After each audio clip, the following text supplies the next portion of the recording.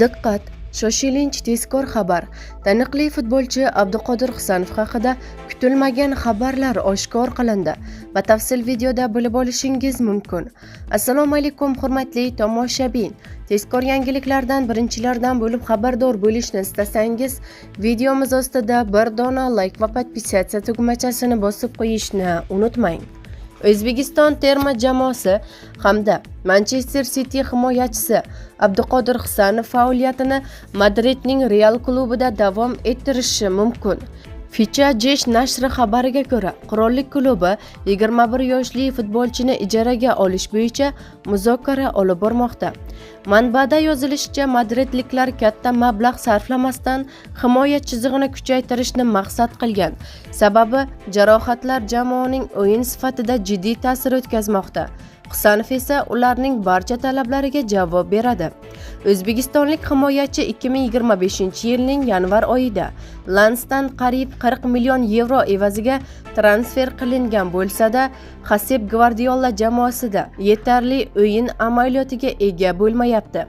Manchester City rahbariyati futbolchining rivojlanishi uchun unga muntazam o'yin amaliyoti zarurligini tushuntirib turibdi.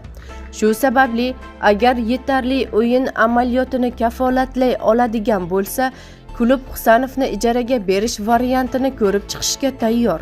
Real rahbariyati Husanovning jismoniy kuchi, himoyadagi ishonchli o'yini va yosh bo'lishiga qaramay tajribaga ega ekanligini yuqori baholab, uni o'zi safiga qo'shib olishni istamoqda, chunki Real uni darhol foyda bera oladigan himoyachi sifatida ko'rmoqda.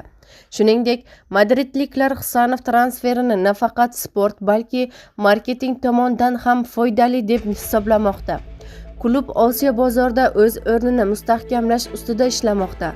O'zbekistonlik futbolchining kelishi qirollik klubining Markaziy Osiyodagi mashhurligini yanada oshirishi mumkin. Manbada yozilishicha, tomonlar o'rtasidagi muzokaralar dastlabki bosqichda Real Madridning qiziqishi Angliya klubi tomonidan ijobiy qabul qilingan. Bitim ijaraning shartlari va mavsum oxirigacha bo'lgan maosh masalasiga bog'liq bo'ladi. Shu bilan birga Manchester City Husanovni butunlay sotib yuborish niyatida emas. Klub uni kelajak uchun muhim loyiha sifatida ko'rmoqda.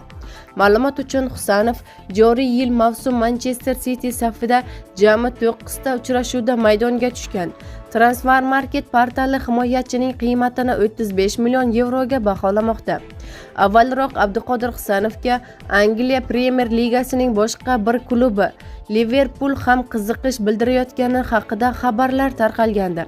Agar Manchester City himoyachisining transferi uchun 47 million funt sterlingdan yuqori narx talab qilmasa, muzokara boshlashga tayyor ekanligini aytgan, deyiladi xabarda.